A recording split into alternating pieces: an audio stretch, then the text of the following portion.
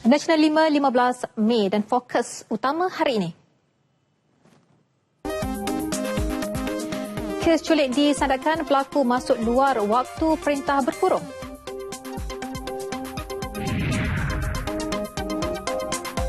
Kontrak operasi sistem metro musim haji oleh Prasarana bukti keupayaan syarikat Malaysia.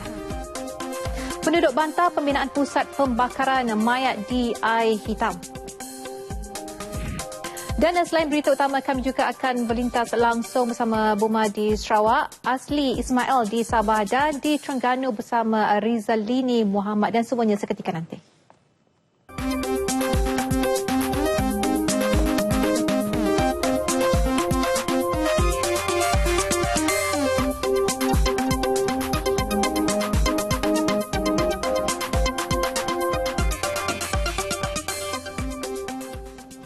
Susulan kes culik di sebuah restoran makanan laut di Sandakan Sabah semalam, penculik dipercayai menyamar sebagai pedagang barter trade untuk masuk ke perairan negara.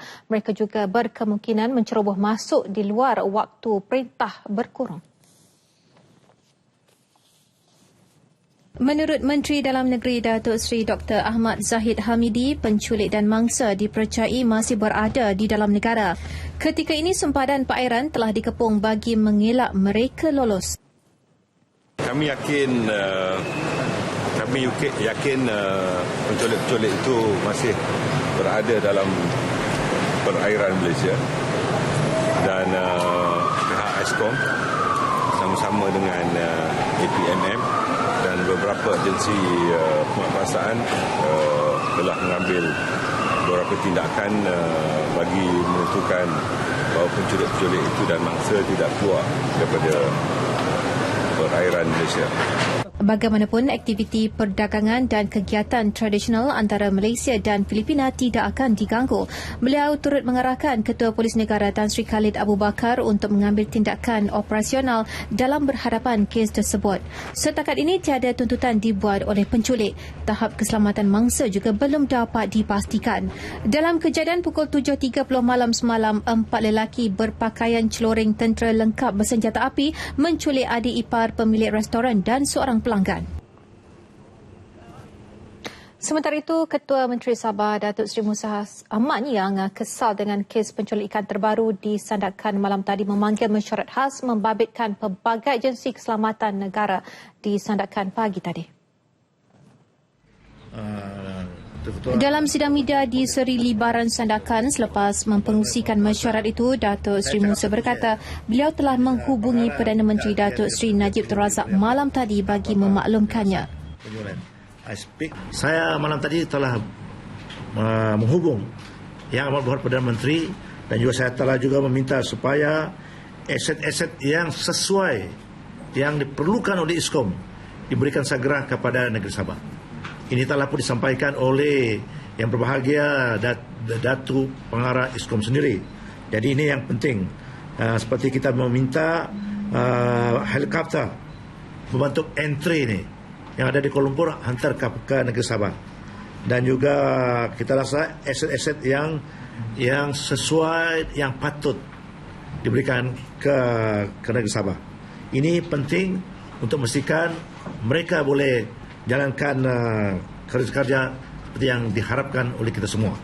Selain meminta pasukan keselamatan mengambil tindakan segera, Datuk Seri Musa turut meminta orang ramai supaya memberi kerjasama kepada pasukan keselamatan dengan menyalurkan maklumat bagi menangani insiden tersebut daripada terus berlaku. Insiden seperti ini harus dihentikan. Dengan itu kita Lagi perkembangan berkaitan dalam lintas langsung dari RTM Sabah dan sementara itu pasukan penguatkuasa di bawah kawasan keselamatan khas Pantai Timur Sabah Eskom akan melancarkan operasi bersepadu khas memburu parti di Kudat. Ketua Pegawai Eksekutif Eskom Ruji Ubi berkata operasi akan disertai pelbagai agensi penguatkuasaan kerajaan negeri dan persekutuan dengan misi membersih Kudat daripada parti. Tumpuan lokasi operasi ialah di kawasan perkampungan air, kawasan pasar dan pusat bandar. Jelasnya walaupun kawasan utara Sabah khususnya Kudat kelihatan tenang dan aman, namun pihak berkuasa tidak boleh leka dalam menghadapi sebarang kemungkinan. Kudat menjadi pintu masuk ke Kota Kinabalu melalui perjalanan darat pejabat dari utara Sabah juga terdedah kepada bahaya bukan sahaja kemasukan parti tetapi juga penjenayah rentas sempadan. Operasi yang sama kini giat dilaksanakan secara berterusan di 5 daerah iaitu Tawau, Sempurna, Kunak, Lak Datu dan Sandakan. Ruji berkata demikian ketika berucap pada sesi pertemuan Eskom bersama pegawai kerajaan dan pemimpin masyarakat daerah Kudat di Dewan Mini Pejabat Daerah. Satu sindiket dadah antarabangsa tumpas dengan tertangkapnya 17 suspek termasuk seorang wanita dalam serbuan berasingan di sekitar Lembah Kelang dan Pulau Pinang minggu ini dan hasil operasi itu juga berjaya merampas pelbagai jenis dadah seberat 370 kg iaitu antara rampasan terbesar PDRM setakat ini.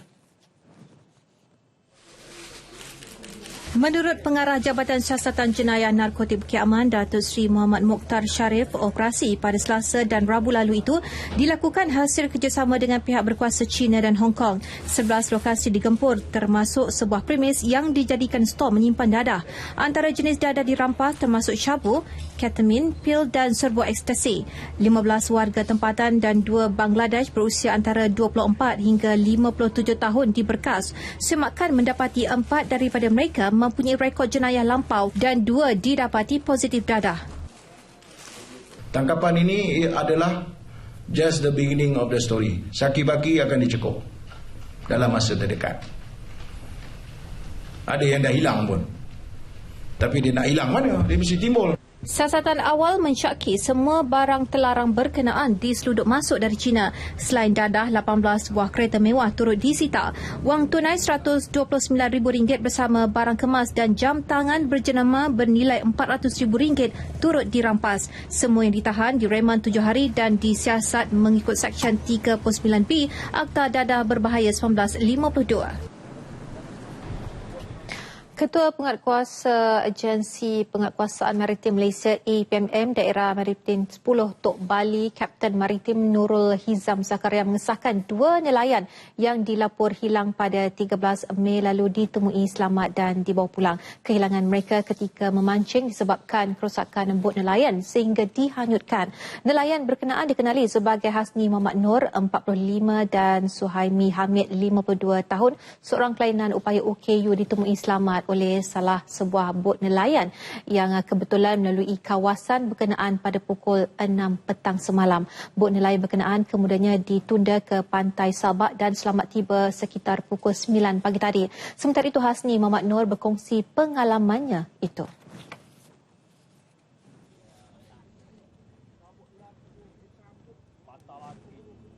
Masa duk ngodok duk ngai tu.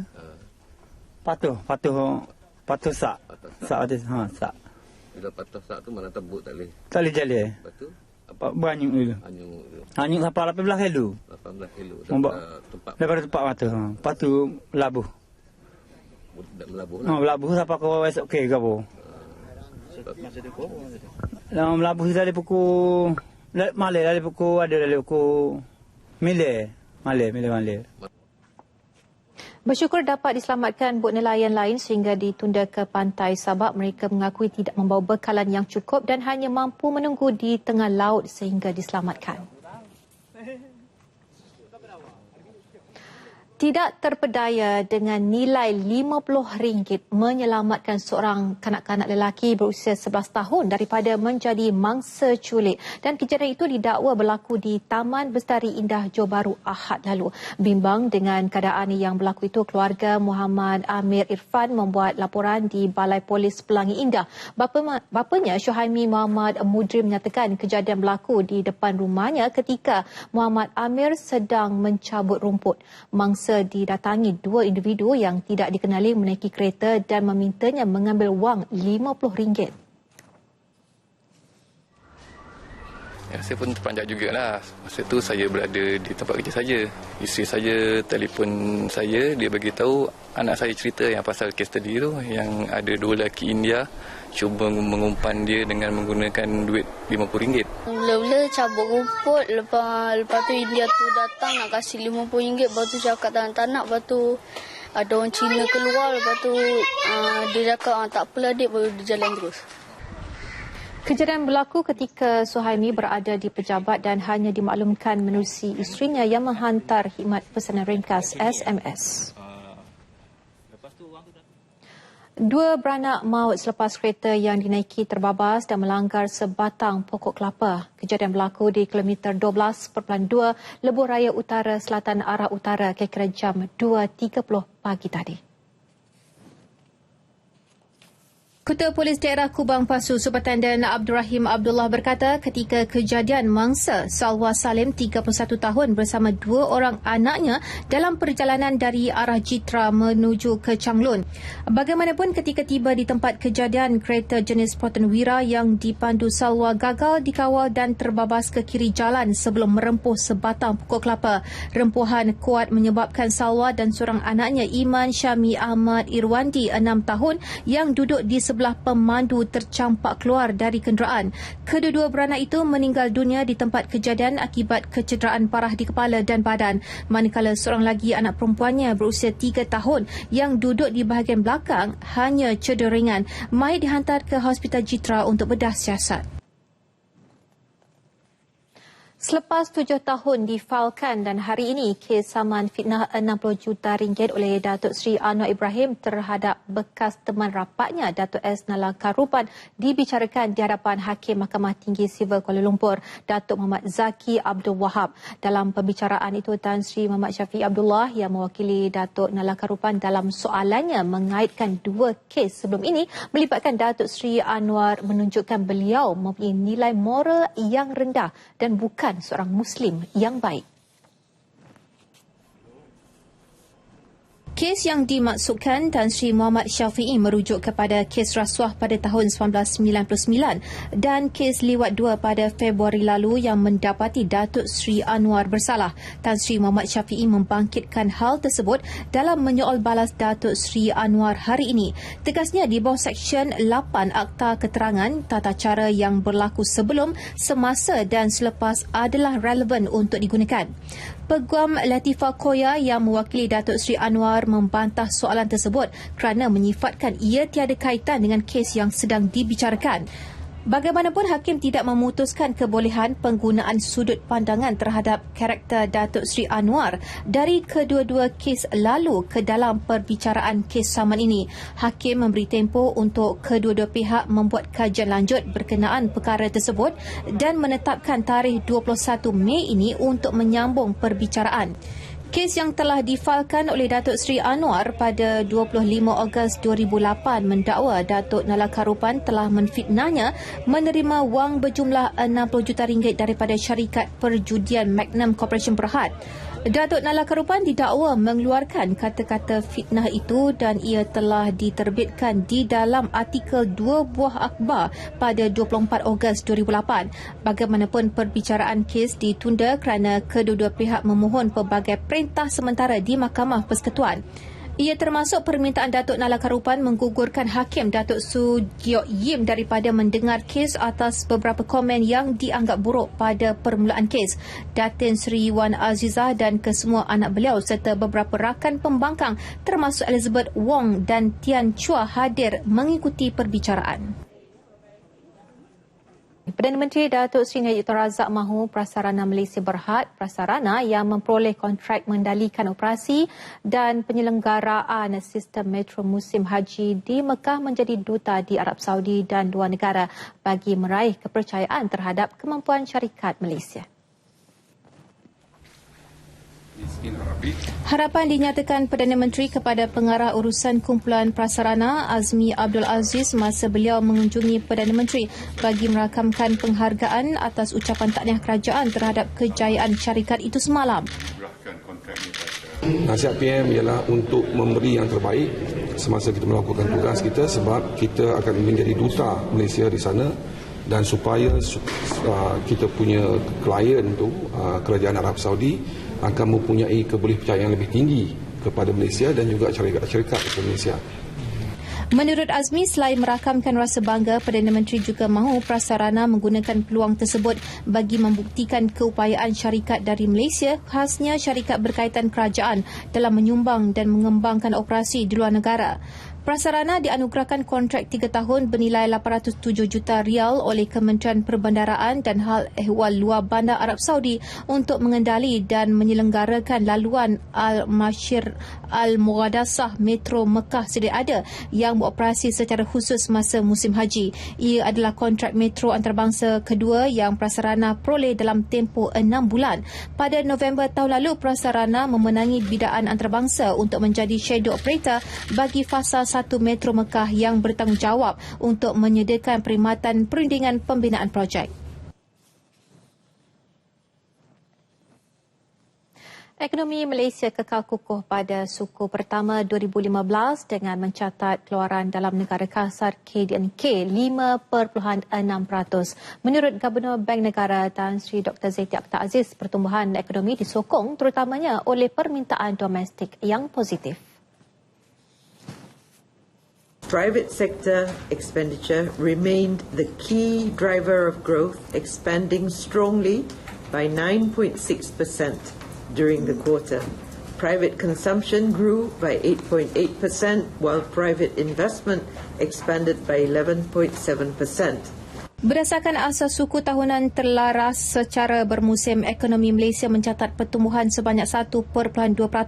Pertumbuhan suku pertama turut disokong sektor ekonomi utama seperti perkhidmatan yang berkembang sebanyak 6.4%, pembuatan 5.6%, pelumbungan 9.6% dan pembinaan 9.7%. Ringgit pula mengalami turun naik pada suku dikaji disebabkan keadaan monetary global yang tidak menentu dan menyusut nilai sebanyak 6% berbanding dolar Amerika. Namun antara 1 April hingga 13 Mei 2015, ringgit mulai pulih dan menambah nilai berbanding dolar Amerika sebanyak 3.1%. Dalam pada itu, Tan Sri Dr. Zeti memaklumkan Bank Negara akan menyemak semula sasaran inflasi tahun ini jika harga minyak dunia melepasi paras $70 Amerika setong. Namun beliau yakin pada kadar semasa harga minyak tidak akan memberi kesan yang ketara kepada kadar inflasi maupun perbelanjaan pengguna. Unjuran inflasi bagi tahun ini adalah pada 2 hingga 3%. At this moment, the assumption, of course, was $55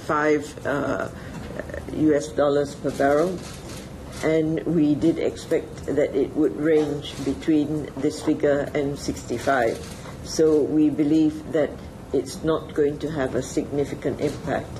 Inflasi pada suku pertama 2015 mencatat kadar purata yang jauh lebih rendah iaitu 0.7% berbanding 2.8% yang direkodkan pada suku sebelumnya. Ia disebabkan penurunan harga dalam kategori pengangkutan ekoran harga minyak global yang lebih rendah.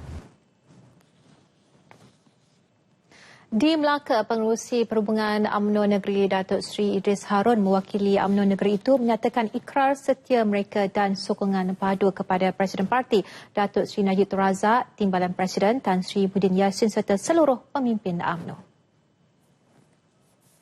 Saya membacakan sejarah daripada zaman Datuk On Jaafar sehinggalah ke zaman Tunku Abdul Rahman Tun Razak, Tun Mahathir sendiri, Tun Husin On dan Tun Mahathir sendiri, sehingga ke zaman Tun Abdullah dan hari ini zaman Datuk Najib.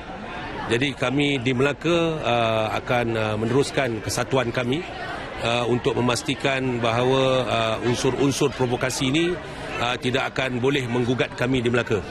Beliau berkata demikian kepada pemberita sempena Majlis Sambutan Hari UMNO ke-69 dan Hari Lahir ke-49 Datuk Seri Idris di Seri Bendahara Air Keroh. Tegasnya seramai 266,228 ahli UMNO Melaka daripada 417 cawangan akan memastikan tidak ada ruang bagi mana-mana pihak untuk mencetuskan perpecahan. Pada majlis ini, bekas adun kawasan Serkam Datuk Nawawi Ahmad dan bekas Ketua Wanita UMNO Melaka Datuk Haziziah Muhammad Sultan dinobat sebagai tokoh Melayu terbilang Melaka 2015. Sebuah parti baru untuk generasi masa depan yang dikenali sebagai Parti Ikatan Bangsa Malaysia atau Ikatan dilancarkan hari ini. Hala tuju perjuangannya bagi menghidupkan kembali sumpah janji dan idealisme Bapa Malaysia almarhum Tunku Abdul Rahman agar seluruh rakyat hidup sebagai satu bangsa berteraskan kesaksamaan, keadilan serta maju dan bahagia. Majlis Pelancaran Parti Ikatan disempurnakan oleh Presidennya Tan Sri Abdul Kadir Sheikh Fazir. Dalam ucapannya, Tan Sri Abdul Kadir menjelaskan penubuhan ikatan bukan untuk pilihan raya, sebaliknya untuk menghidupkan kembali parti berbilang kaum seperti yang dihasratkan pengasas UMNO Allahyarham Dato' Onn Jaafar. Tan Sri Abdul Kadir mengajak semua pihak kembali ke pangkal jalan, berpaksikan amanat merdeka Bapa Malaysia dan roh perlembagaan negara bagi melahirkan bangsa Malaysia. Mana saya punya ni? Parti kita sebagaimana yang dinyatakan adalah untuk generasi akan datang. Ya. Kita bukan parti yang pro BN, kita juga bukan parti pro Pakatan Rakyat, tetapi kita adalah sebuah parti untuk yang pro rakyat dan juga pro Malaysia. Kita hanya nak bawa rakyat balik, perjuangan politik balik ke pangkal jalan. Saya sendiri pernah bersama dengan almarhum Tengku, Tun Razak, Tun Husin On, Tun Dr. Ismail, semua manusia-manusia itu saya tahu apa itu perjuangan yang mulia. Misi ikatan juga bagi menegakkan suatu pentadbiran bebas rasuah dan bebas kronisme serta benar-benar telus dan bertanggungjawab. Sempena sambutan Hari Belia Negara yang dirasmikan oleh Perdana Menteri Datuk Seri Najib Tun Razak sebentar tadi, beberapa anugerah dinobat kepada belia cemerlang sebagai ikon untuk para belia lebih maju. Perinciannya bersama Muaz Muhammad di Putrajaya. Silakan Muaz.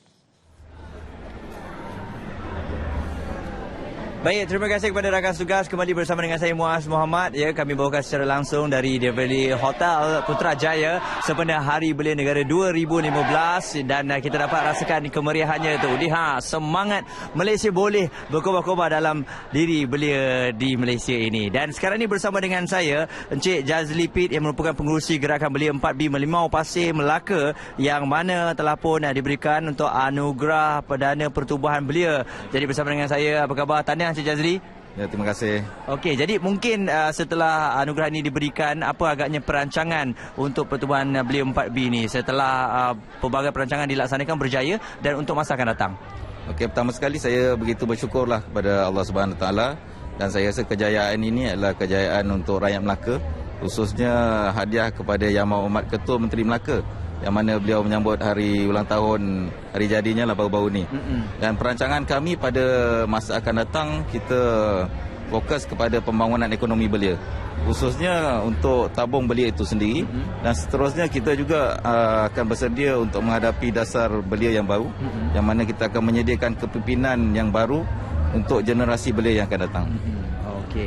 Jadi itu semangat yang kita mahukan. Hebat orang Melaka ni, macam-macam perniagaan yang dibuat khusus untuk belia-belia di Melaka. Dan seterusnya bersama dengan kita yang mana anugerah Belia Perdana Wanita telah pun diberikan kepada Nurul Huda Muhammad di sebelah saya ni. Apa khabar, tahniah? Terima kasih. Okey, jadi Nurul Huda, bagaimana agaknya apabila anugerah ini diberikan kepada anda? Bukan senang, dalam ribuan yang ada anda terpilih. Jadi mungkin perasaan dan juga perancangan anda untuk masa akan datang.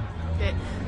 Firstly, saya nak mengucapkan terima kasih kepada National President saya, Kat Teo, kerana dia telah mencalonkan saya untuk anugerah ini, dan juga kepada JCI Petaling Jaya kerana memberi saya peluang untuk serve dekat level Commonwealth, Asia Alliance of Young Entrepreneurs, as well as JCI Malaysia untuk sampai sini. So, untuk masa depan, saya berhasrat untuk mengembangkan Commonwealth Alliance of Young Entrepreneurs di bahagian Pasifik pula.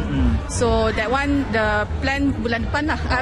Tahun depan. Okey. Yeah. Jadi ini level international memang Saya duduk sebelah pun saya dapat rasakan auranya, dan sebenarnya anugerah-anugerah yang diberikan ini adalah penyuntik semangat untuk belia di luar sana. Tiada yang mustahil, mereka telah membuktikan mereka boleh melakukan. Jadi itu saja untuk anda yang sedang menyaksikan kami sekarang ini. Kami bawakan kepada anda dari belia untuk belia. Saya Muaz Muhammad, kita jumpa lagi kembali bersama dengan rakan tugas.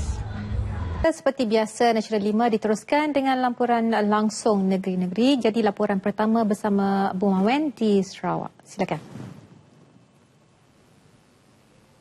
Terima kasih Miza di Angkasa Puri.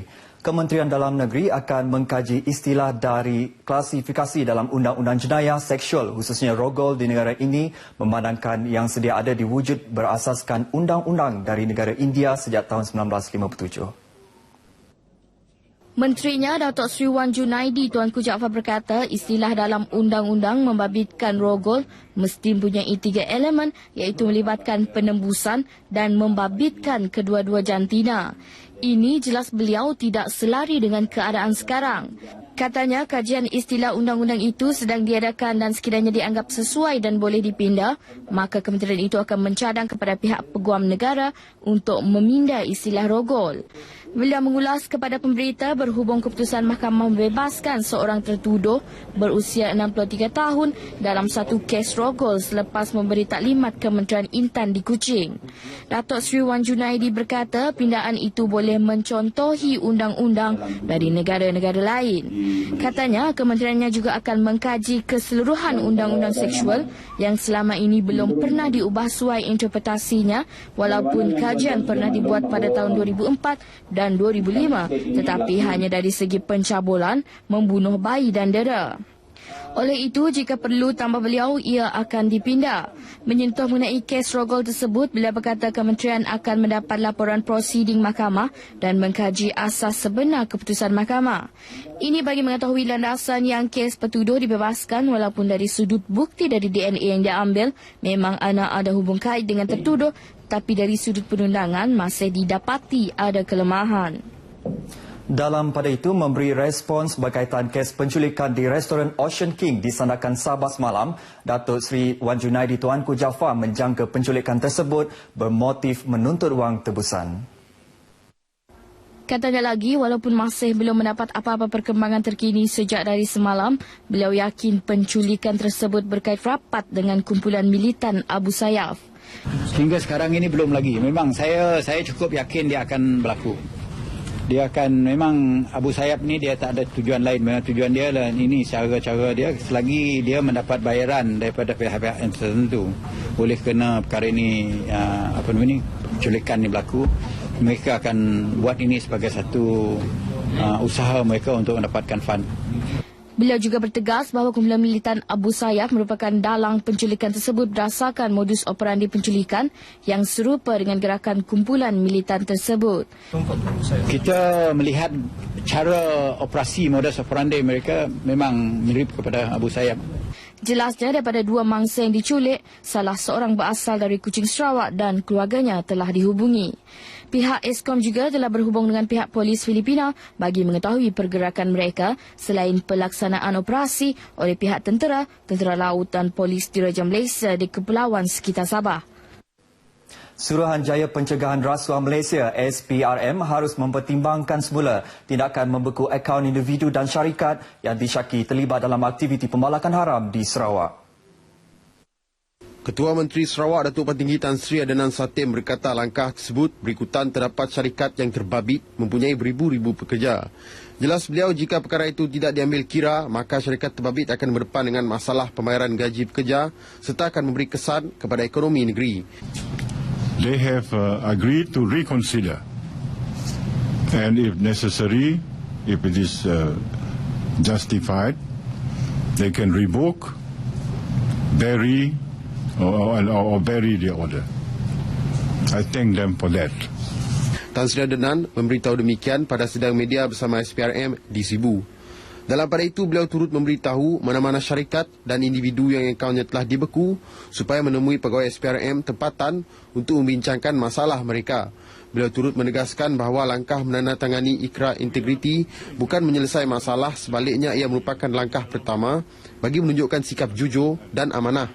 Jelasnya lagi, kerajaan negeri sentiasa memberi kerjasama kepada SPRM menjalankan tugas mereka. Operasi bersepadu yang dijalankan membuktikan komitmen penuh kerajaan dalam memerangi rasuah serta membantras kegiatan pemalakan haram di Sarawak.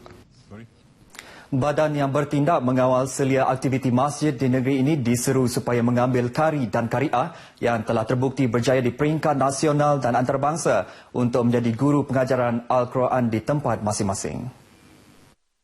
Yang di Pertuan Negeri Sarawak, Tun Pen Sri Abdul Taib Mahmud memberitahu qari dan qariah yang telah berjaya di pertandingan ini perlu diberi peluang untuk mengajar generasi muda, terutama jika mereka tidak mempunyai pekerjaan yang lebih baik. Saya percaya ini adalah satu cara yang baik dan kita menjalankan. Tidak berapa mahal, tidak juga murah, tetapi dapat dijalankan untuk memboleh banyak anak-anak kita dan mempunyai hubungan baik dan rajin belajar membaca Al-Quran di bawah pimpinan orang yang sudah terbukti mempunyai kebolehan membaca Al-Quran dengan cukup baik sekali. Katanya ini penting bagi mengembangkan program pengajaran Al-Quran kepada generasi muda selain memberi kualiti pengajaran yang lebih baik bagi melatih lebih ramai qari dan qariah baharu. Justru ke arah tujuan ini, Tun Pen Sri Taib mengumum dana RM200,000 bagi penduduk di Kampung Rajang bagi memulakan kumpulan latihan membaca Al-Quran yang akan dinaungi oleh qari yang ada di kampung tersebut. Beliau memberitahu demikian pada majlis perasmian Masjid Darul Ibadah Kampung Rajang. Masjid bernilai lebih RM3.1 juta itu dibina di atas tanah berkeluasan 2.93 hektar, mampu memuatkan 2,000 jemaah dan lengkap dengan pelbagai kemudahan sesuai dengan fungsinya sebagai pusat aktiviti setempat. Pada majlis tersebut, beliau turut menyerah dana RM500,000 bagi kegunaan Masjid Darul Ibadah. Setakat ini dahulu sumbangan berita dari Sarawak untuk Lintas Langsung Nasional 5 petang ini. Seterusnya kita bersama Asli di Kota Kinabalu. Silakan. Terima kasih Buma di Kuching, Sarawak. Assalamualaikum dan salam satu Malaysia. Perkembangan terkini kejadian penculikan di restoran Ocean King Sandakan. Wartawan RTM Wan Kunor Hizwa Ahmad melaporkan suasana di lokasi tersebut adalah terkawal. Menurut Wan Kunor Hizwa, suasana di sekitar restoran berkenaan tenang dan tidak membimbangkan. Kehadiran pasukan keselamatan di kawasan tersebut membolehkan orang ramai melakukan aktiviti seperti biasa. Dalam kejadian kira-kira jam 7.25 malam tadi, 4 lelaki bersenjata menculik seorang wanita dan seorang lelaki dari restoran berkenaan. Mangsa wanita dikenali sebagai Tien Nyok Fun, 50 tahun, ipar kepada pemilik restoran. Sementara mangsa lelaki Bernard Tien, 39 tahun, seorang konsultan dari Kuala Lumpur. Menurut kenyataan Pesuruhjaya Polis Sabah Datuk Jalaluddin Abdul Rahman, 4 lelaki berkenaan memasuki restoran tersebut dan menarik mangsa secara paksa sebelum melarikan mangsa dengan menaiki bot laju. Seorang daripada suspek itu memakai seluar celoreng dan baju T biru, manakala 3 lagi memakai baju dan seluar celoreng tanpa memakai penutup muka. Salah seorang daripada mereka memakai peluru berantai yang disandang di bahu. Sementara itu, Timbalan Presiden PBS Datuk Seri Panglima Dr. Maximus Ongkili kesal dengan insiden tersebut, meskipun dengan penubuhan Eskom di kawasan Pantai Timur Sabah. Beliau mahu kerja-kerja pemantauan dan rondaan diperketatkan, khususnya di kawasan laluan perjalanan yang sering digunakan oleh peniaga tukar barang. Rakyat diingatkan supaya sentiasa bersatu dan menolak unsur-unsur perpecahan yang cuba dibangkitkan oleh pihak tertentu yang sengaja ingin melihat perpecahan kaum di negeri ini. Timbalan Ketua Menteri Tan Sri Joseph Pairing Kitingan berkata, ini bagi memastikan aspirasi dan agenda pembangunan yang dirancang kerajaan dapat dicapai demi kepentingan bersama. Tan Sri Joseph Pairing turut menegaskan pendapat dan fahaman yang berbeza tidak seharusnya menjadi halangan untuk rakyat bersatu menerusi budaya dan tradisi kaum masing-masing. Beliau berucap merasmikan Karnival Keamatan Peringkat Bandaraya Kota Kinabalu 2015 di lintasan Diasoka, Kota Kinabalu. Tan Sri Joseph Pairing yang juga Menteri Pembangunan Infrastruktur yakin Pesta Keamatan yang diraikan setiap tahun merupakan acara kebudayaan yang mementingkan semangat setia kawan dan berkongsi perayaan kaum. Perayaan kebudayaan yang disambut masyarakat Kadazan Dusun Murut ini bukan sahaja mampu menjadi alat penyatuan kaum, malah mampu melonjakkan lagi ekonomi negeri ini, khususnya sektor pelancongan. Pelbagai program diadakan sepanjang 3 hari karnival ini, termasuklah gerai jualan dan pameran di lintasan Diasoka. Ibu bapa perlu mengambil peluang terhadap kemudahan yang disediakan oleh kerajaan untuk memastikan anak-anak mereka berjaya dalam bidang pendidikan. Timbalan Ketua Menteri Datuk Seri Panglima Haji Yahya Husin yang juga Menteri Pertanian dan Industri Makanan berkata, kerajaan menyediakan peruntukan besar terhadap pembangunan pendidikan. Berucap dalam majlis penyerahan akhbar pendidikan Twitter Utusan Malaysia di SK Tan Sau Ketiau dalam daerah Putatan, Datuk Haji Yahya berkata ibu bapa perlu memberi dorongan terhadap anak-anak mereka untuk mendapat pendidikan tinggi dan berkualiti. Katanya dalam masa yang sama, warga pendidik diminta melaksanakan tanggungjawab dengan penuh komitmen. Menyentuh tentang akhbar Twitter Utusan Malaysia, Datuk Haji Yahya berkata, ia sebahagian daripada alat-alat bantuan mengajar yang dapat membantu para pelajar mencapai kejayaan cemerlang. Kemudahan ini juga dapat membantu meringankan beban ibu bapa yang kurang berkemampuan, khususnya mereka yang tinggal di luar bandar. Dalam majlis ini, Datuk Yahya menyampaikan replika cek penajaan akhbar pendidikan Twitter kepada 6 buah sekolah dalam kawasan Dun N18 Petagas. Pertubuhan Peladang Kebangsaan NAFAS bakal mewujudkan kedai Agro Bazar Rakyat Satu Malaysia di setiap negeri di negara ini dalam usaha mentransformasikan sosioekonomi para petani di negara ini.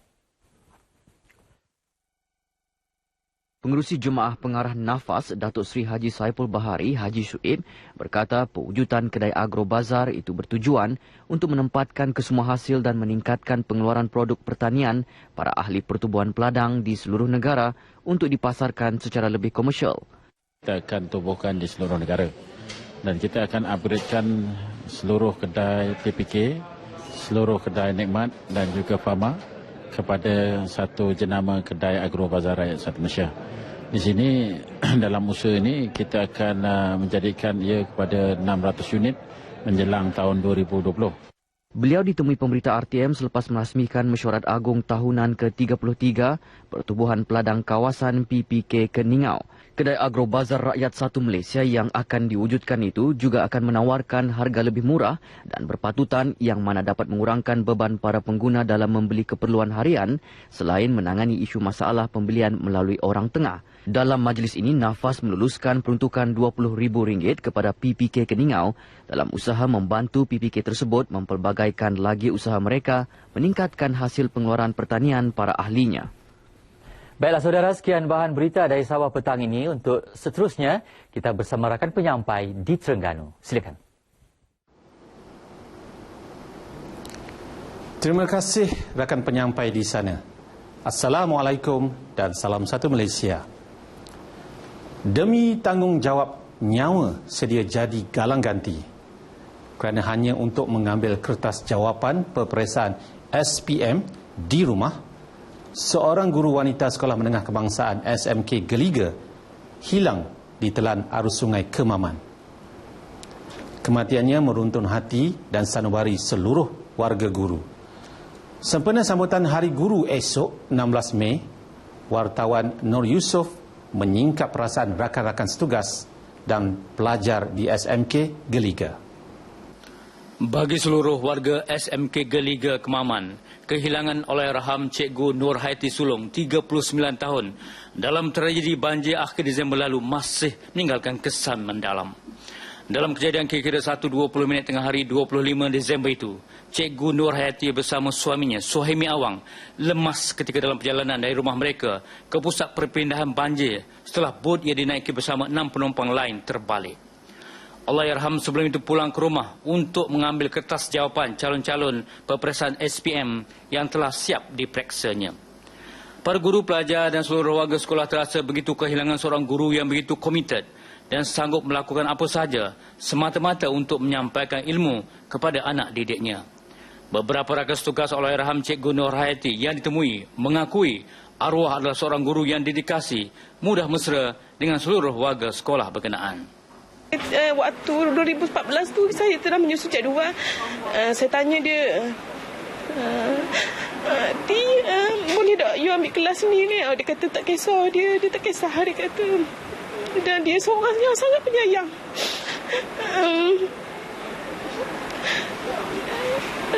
Dia tak tolak kerja. Arwah jenis yang tak tolak kerja. Kalau di bengkel tu terasa sangatlah. Kita orang mengajar di bengkel, bila dia tak ada, dia sekarang ni rasalah di bengkel tu rasa macam kita sangat rasa kehilangan. Dan hajat dia bulan 11 tahun ni lah dia ajak saya pergi umrah. Tapi kini tak sampai yang dah hajat dia tu. Dan sampai hari ni saya rasa seolah-olah dia masih ada lah. Kalau saya rindu sangat, saya lalu depan rumah dia. Tengok pagar dia je lah. Dan anak-anak dia pun saya masih berhubung lah. Saya masih lagi berhubung dengan anak dia lah melalui Facebook, tanya khabar semua lah. Yang saya terkejut lagi ketika ni masa banjir tengah-tengah WhatsApp. Kita orang tengah WhatsApp tu, last kali saya tengok WhatsApp dia tanya kawan-kawan saya. Dia kata saya tengok WhatsApp dia kata Cikgu Yati tanya pindah tak lagi ke kawan-kawan kita tu. Ada kawan kita, kawan pindah dah. Jadi dia masa tu dah lebih kurang pukul apa tengah hari saya dengar ada cikgu geliga tu lemah air. Beliau kata Cikgu Yati, tu saya memang terkejutlah hari tu. Bagi mereka, kehilangan Allahyarham Cikgu Nurhayati sukar dicari ganti kerana selain komited dalam tugas, beliau juga seorang yang mesra, periang dan disukai semua guru serta pelajar. Perdana Menteri Datuk Seri Najib Tun Razak juga tersentuh hati dengan tragedi itu. Lebih-lebih lagi apabila melihat wajah sayu anak-anak yatim piatu yang kehilangan ibu bapa tersayang. Ketika menziarahi anak-anak Allahyarham di Kemaman hampir 5 bulan lalu, beliau amat memahami perasaan mereka. Turut melahirkan simpati Menteri Besar Terengganu Datuk Seri Ahmad Razif Abdul Rahman dan Ahli Parlimen Kemaman yang juga Menteri Komunikasi dan Multimedia Datuk Seri Ahmad Sabri Cik. Sementara itu, beberapa orang pelajar yang ditemui turut mengakui Allahyarham Cikgu Nurhayati sangat serius dalam menjalankan tugasnya dan tidak pernah jemu mendidik mereka. Allahyarham juga tidak pernah marah dan meninggikan suara, malah mendidik mereka dengan rasa penuh kasih sayang. Dia ada menasihatkan saya yang seperti berbunyi, Mal tolong ubah sikap perangai. Jadi pelajar yang baik dan capai cita-cita Mal.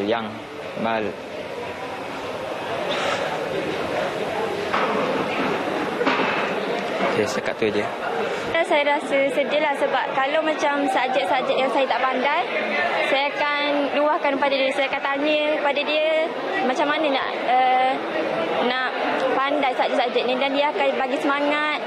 Dia akan bagi semualah, dia suruh saya kuatkan semangat, suruh rajin belajar. Sebab dia cakap mesti saya boleh buat. Dia mengajar sebab dia baik, suara dia sedap. Suara dia sedap, dia selalu ceritakan apa-apa lah. Cara dia mengajar tu faham tak? Faham, mudah faham. Seluruh warga SMK Geliga mendoakan agar roh Allahyarham Nurhayati dan suaminya dicucuri rahmat dan ditempatkan bersama orang-orang yang soleh. Saya Rizalimi Muhammad kembali semula ke Angkasa Puri untuk berita selanjutnya. Baiklah, terima kasih rakan-rakan penyampai di Sarawak, Sabah dan juga di Terengganu. Bimbang dengan kesan yang bakal mereka hadapi ekoran pembinaan sebuah pusat pembakaran mayat di Aitam, Pulau Pinang, sekumpulan penduduk mengadakan bantahan aman dan mereka antaranya gusar pembinaan bangunan tersebut bakal mencemarkan ekologi sistem air berhampiran yang turun dari empangan air hitam. Pembinaan tapak pembakaran mayat itu juga dikhawatiri akan menjejaskan kesihatan penduduk di kawasan itu. Dakwa mereka lagi ia juga bakal menjejaskan tanaman sayuran dan buah-buahan di kawasan berhampiran.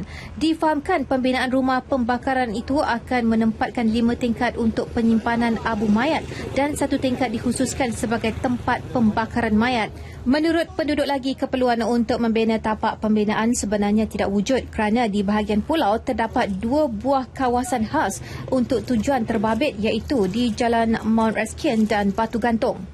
Jika itu pembakaran mayat itu diteruskan, memang penjejasan alam sekitar, lagi itu kesihatan also dijejas juga.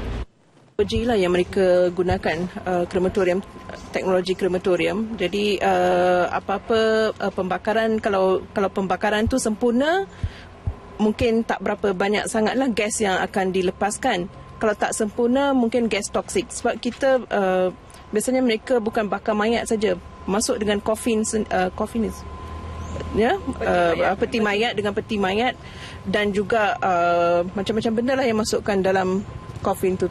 Walaupun penduduk di kawasan tersebut telah diberikan pampasan yang sewajarnya, namun pembinaan kawasan pembakaran mayat ini dan kesan ke atas khazanah alam sekitar amat membimbangkan penduduk setempat. Paparan itu mengakhiri Nasional 5 petang ini. Laporan meteorologi menyusul selepas ini. Dengan itu, Assalamualaikum dan salam satu Malaysia.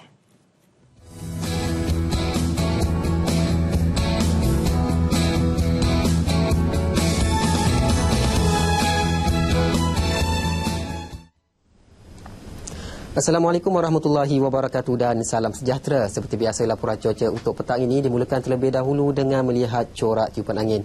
Angin yang bertiup di rantau negara kita secara amnya untuk semenanjung Malaysia bertiup dari arah barat daya, manakala untuk negeri Sabah dan juga Sarawak tiupan angin datangnya dari arah timuran. Dengan tiupan angin yang kurang signifikan ini, tiada sebarang amaran angin kencang dan juga laut yang bergelora dikeluarkan oleh Met Malaysia bagi mana-mana kawasan perairan negara buat masa ini. Melalui paparan imej satelit terkini dapat diperhatikan kelompok awan aktif lebih tertumpu di selatan semenanjung Malaysia termasuk juga di barat negeri Sarawak, yang mana keadaan ini memberikan gambaran keadaan cuaca mendung dan juga lembap di sekitar kawasan berkenaan. Untuk melihat gambaran keadaan cuaca semasa dengan lebih terperinci, kita beralih pula ke paparan imej radar terkini. Pada petang ini, hujan berseter-berpetir sedang berlaku di semenanjung Malaysia tertumpu di negeri Terengganu, Pahang, Johor, begitu juga di kawasan pedalaman negeri Kelantan dan juga di satu dua tempat di negeri Perak. Lain-lain kawasan di semenanjung Malaysia pada sebelah petang ini tiada hujan. Hujan yang sedang berlaku di kawasan-kawasan berkenaan ini dijangkakan beransur-ansur reda menjelang lewat petang nanti. Kita beralih pula ke negeri Sabah dan juga Sarawak. Di negeri Sabah juga pada sebelah petang ini hujan berserta ribut petir sedang berlaku tertumpu di sekitar bahagian pantai barat, pedalaman, Kudat dan juga Sandakan.